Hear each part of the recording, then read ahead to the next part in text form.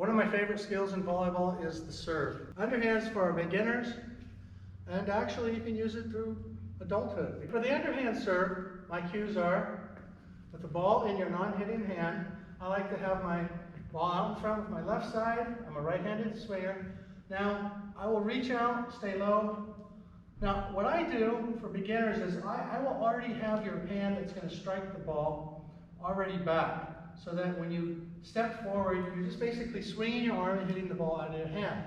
Now, I like to keep my hand in a fist, and I'll be contacting the ball off the knuckle and the palm area. Okay? Common mistakes that I see at the young beginners, they step with the same foot, which you decrease a lot of power, and sometimes they'll throw the ball up and then swing, and they'll not be very accurate, and the ball will go all over the place. So anyway, I'll go over this basic technique for a young student. Legs are bent, focused on my target. I'm low, my butt's nice and low, my arms back cocked. I'm going to step with my left and hit with my right. Not a big step, just a nice small step. Step, hit, aim for the middle back, not fairly close. Okay? When you move up in technique to get a little more arm swing and power, you can start with the hand underneath the ball, same ready position.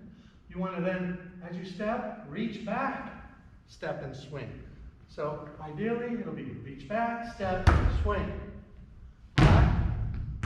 After we get our underhand down and we get strong enough, we move on to the overhand serve, which Mr. Coach Freitas is going to go over, the overhand serve. So we just went over hitting. Now, the motion, of course, for swinging is going to be the same.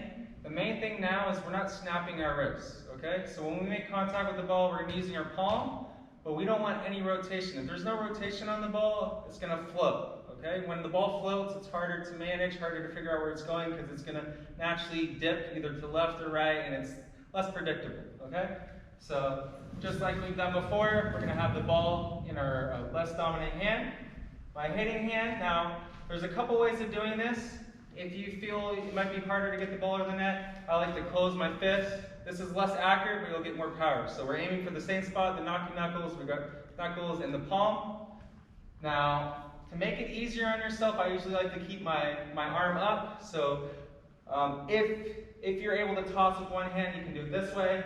If you can't, though, just be ready, of course, to toss it maybe a little bit higher, and then when we toss the ball, it's got to be in front. So my arm up, when I toss the ball, I'm going to be stepping, and then I'm going to be making contact, just like we said in the past, high five in front, highest point, okay?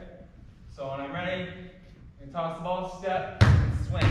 Now I basically hit my wrist, that's why the ball went down, maybe a little more follow through. So if you feel comfortable, of course, with this method, typically when you serve, you're going to be hitting with your palm. So I'm going to open up for this one, have my hand up, toss, step, hit. Okay? So the cues on that, toss, step, hit. One thing I want to say, sometimes people will coach and they'll say, bow and arrow, okay? So you can do that technique. Mike and I, we basically are set with our hand back, but we don't come in so much with the bow and arrow technique. But whatever works for you is fine. Bottom line, you get the ball over the net.